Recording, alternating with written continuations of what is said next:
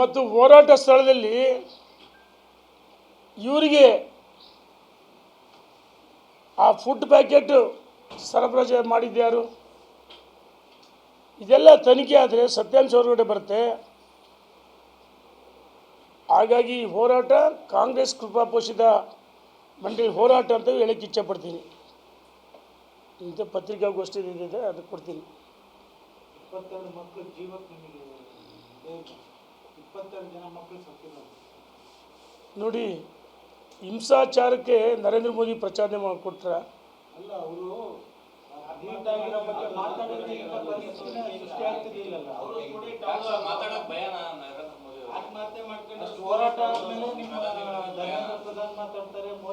ನೋಡಿ, JP ನಡ್ಡಾ ಮಾತುಕತೆಗೆ ಆಹ್ವಾನ ಮಾಡಿದ್ದಾರೆ. ಮೊನ್ನೆ ಸಹ ಆಹ್ವಾನ ಮಾಡಿದಾರಲ್ಲ. ಈಗ ನೋಡಿ, ವಾಮ ಮಾರ್ಗದ ಹಿಂಸಾಚಾರ ಸೃಷ್ಟಿ ಮಾಡಿದ್ದು ಕಾಂಗ್ರೆಸ್, ನಕಲಿ ಪೊಲೀಸು, ಇದೆಲ್ಲ ಕಾಂಗ್ರೆಸ್. ನಾನು ವಿಡಿಯೋ ನೋಡಿದ್ದೀನಿ. ಇದನ್ನು ಮಾಡಿದ್ಯಾರು? ನನ್ನದೇ ವಾಮ ಮಾರ್ಗದ ಮುಖಾಂತರ ಹಿಂಸಾಚಾರಕ್ಕೆ ಪ್ರಚೋದನೆ ಕೊಟ್ಟಿದ್ದು ಕಾಂಗ್ರೆಸ್. ಮತ್ತೆ ಎಲ್ಲ ಕಡೆ ಹೋರಾಟ ಮಾಡ್ತಾರೆ. ನಾಚಿಕೆ ಆಗಬೇಕಲ್ಲ ಇವರಿಗೆ. ನೋಡಿ, ಕೇಂದ್ರದಲ್ಲಿ ಭಾರತೀಯ ಜನತಾ ಪಾರ್ಟಿ ನರೇಂದ್ರ ಮೋದಿಯವರು ಆಡಳಿತ ಜನಪ್ರಿಯತೆ ನೋಡಿ ಸಹಿಸೋಕ್ಕಾಗ್ತಾಯಿಲ್ಲ ಇವರಿಗೆ. ಇವ್ರಿಗೆಲ್ಲ ಒಂದು ಕಡೆ ದಂಗೆ ಹೇಳಬೇಕು, ಅರಾಜಕತೆ ಸೃಷ್ಟಿ ಆಗಬೇಕು, ನರೇಂದ್ರ ಮೋದಿಯವರು ಕೆಟ್ಟಿಸ್ತರಬೇಕು. ಆ ಕಾರಣಕ್ಕೋಸ್ಕರ ದಂಗೆ ಹಚ್ತಕ್ಕಂಥ ಇದು ಬಾಂಗ್ಲಾ ಅಲ್ಲ, ಭಾರತೀಯ ಸಂವಿಧಾನಕ್ಕೆ ಒಂದು ಗೌರವ ಇದೆ. ನೋಡಿ, ಇದೆಲ್ಲ ದಿಢೀರ್ ನುಗ್ಗಿ ಕೆಲವರು ನಕಲಿ ಹೋರಾಟಗಾರರು ಮಾರುಕಾಸುಗಳಲ್ಲಿ ಹೋರಾಟ ಮಾಡಿದ್ದು. ನಕಲಿ ಹೋರಾಟಗಾರರು, ಪೊಲೀಸು ತನ್ನ ಕರ್ತವ್ಯವನ್ನು ಮಾಡಿದೆ. ಈ ಹೋರಾಟ ಇವತ್ತು ನ್ಯಾಯಸಮ್ಮತವಾಗಿರ್ಬೇಕು. ನೀಟ್ ವಿದ್ಯಾರ್ಥಿಗಳು ಅನ್ಯಾಯ ಇದೆ, ಒಪ್ಕೊಂತೀವಿ. ನೋಡಿ, ನೀಟ್ ಸೋರಿಕೆ ಆಗಿದ್ರ ಬಗ್ಗೆ ನರೇಂದ್ರ ಮೋದಿಜಿಯವ್ರಿಗೂ ನೋವಿದೆ, ಪ್ರತಿಯೊಬ್ಬರಿಗೂ ನೋವಿದೆ. ವಿದ್ಯಾರ್ಥಿಗಳು, ಭಾಳಷ್ಟು ಜನ ವಿದ್ಯಾರ್ಥಿಗಳು ವಿಡಿಯೋ ಹಾಕ್ಯಾರೆ. ಆ ನೀಟು ಸೋರಿಕೆ ಆದಮೇಲೆ ಮತ್ತೆ ಅದನ್ನು ಸವಾಲಾಗಿ ಸ್ವೀಕಾರ ಮಾಡಿ ಅಭ್ಯಾಸ ಮಾಡಿ ಹೆಚ್ಚು ಅಂಕ ಗಳಿಸಿರಲ್ಲ. ಉದಾಹರಣೆಗಳದವಲ್ಲ, ವಾಮ ಮಾರ್ಗದ ಮುಖಾಂತರ.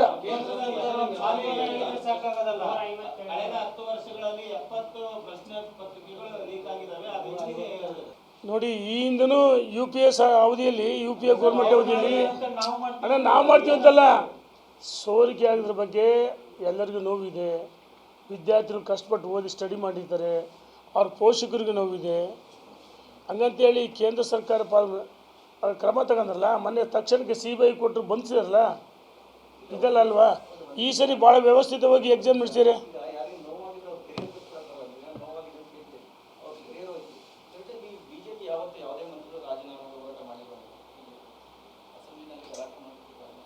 ನೋಡಿ, ನಾನು ಅದನ್ನ ಹೇಳ್ತೀನಿ. ಹಿಂದೆ ಸಿದ್ದರಾಮಯ್ಯರ ಅವಧಿಯಲ್ಲಿ ಕಿಮ್ಮಾನೆ ರತ್ನಾಕರ್ ಇದ್ದಾಗ ಭಾಳಷ್ಟು ಪತ್ರಿಕೆಗಳು ಸೋರಿಕೆ ಆಗಿದೆ. ಆದರೆ ಯಾರು ರಾಜೀನಾಮೆ ಕೊಟ್ಟರು?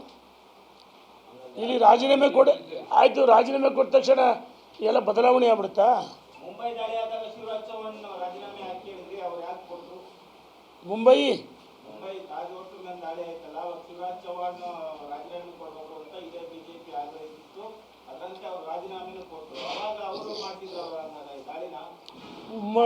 ನೋಡಿ, ಮುಂಬೈ ದಾಳಿಗೆ ಇದಕ್ಕೂ ಹೋಲಿಕೆ ಮಾಡೋಕ್ಕೆ, ಅಲ್ಲಿ ಭಯೋತ್ಪಾದಕರ ಕುಮ್ಮಕ್ಕಿತ್ತು. ಅಂದಿನ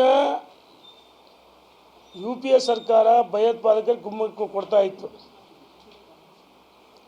ಭಯೋತ್ಪಾದನೆ ಹುಟ್ಟಿ ಹಾಕಿದ್ದೆ ಕಾಂಗ್ರೆಸ್, ದಿವಂಗತ ಪ್ರಧಾನಮಂತ್ರಿ ಇಂದಿರಾ ಗಾಂಧಿ ಅವ್ರ ಕಾಲದಲ್ಲಿ.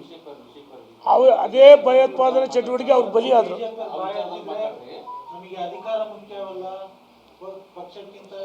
ಹೌದು, ವ್ಯಕ್ತಿಗಿಂತ ಪಕ್ಷ ಮುಖ್ಯ ಅಲ್ಲ, ಪಕ್ಷಕ್ಕಿಂತ ದೇಶ ಮುಖ್ಯ.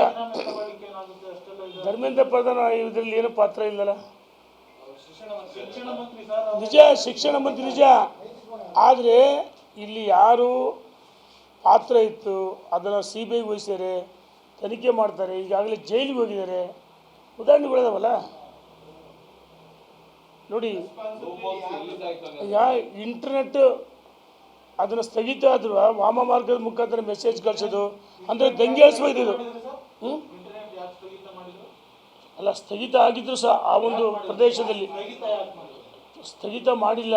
ಅಲ್ಲಿ ಏನಾಗುತ್ತೆ ಅಂದರೆ ಜಾಮ ಸಹಜವಾಗಿ ಒಂದೇ ಕಡೆ ಕ್ರೌಡ್ ಆದಾಗ ನೆಟ್ವರ್ಕ್ ಬರಲ್ಲ. ಈ ನಾವೇ ಸಭೆ ಸಮಾರಂಭ ಮಾಡ್ತೀವಿ, ಲಕ್ಷ ಸಾವಿರ ಸಹಸ್ರಾರು ಸಂಖ್ಯೆಯಲ್ಲಿ ಸೇರಿದಾಗ ಆ ಪ್ರದೇಶದಲ್ಲಿ ಇಂಟರ್ನೆಟ್ ಸ್ಲೋ ಇರುತ್ತೆ, ಜಾಸ್ತಿ ಇದೆ. ಏನು ಹೇಳಿ?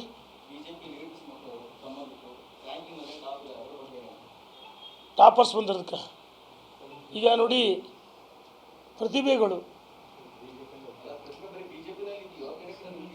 ಅಂದರೆ ನೀವು ಹೇಳೋದು ಮಾಧ್ಯಮ ಸ್ನೇಹಿತರು ಬಿ ಜೆ ಪಿಯವ್ರ ಮಕ್ಕಳಿಗೆ ಏನಾದ್ರು ಕಾಪಿ ಹೊಡಿಸಿದ್ದಾರೆ ಅಂತಾರೆ.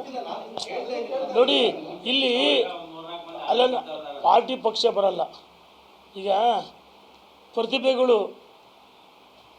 ರೈತರ ಮಕ್ಕಳು ಬರ್ಬೋದು, ಬರಲಿ. ಈಗ ಇಲ್ಲಿ ರಾಜಕೀಯ ಇಲ್ಲ. ಆಸಕ್ತಿ ಯಾರಿಗಿರುತ್ತೆ ವಿದ್ಯಾಭ್ಯಾಸ ಮಾಡೋಕ್ಕೆ, ಆಸಕ್ತಿ ಇದ್ದರು ಚಾಲೆಂಜಿಗೆ ತಗೊಂಡರು ಹೆಚ್ಚು ಅಂಕಗಳು ಬಂದೇ ಬರ್ತವೆ. ಇದರಲ್ಲಿ ರಾಜಕಾರಣ ಅಂತಿರಲ್ಲ. ಈಗೆಲ್ಲ ಟ್ರಾನ್ಸ್ಪರೆನ್ಸಿ ಪಾರದರ್ಶಕವಾಗಿರುತ್ತೆ.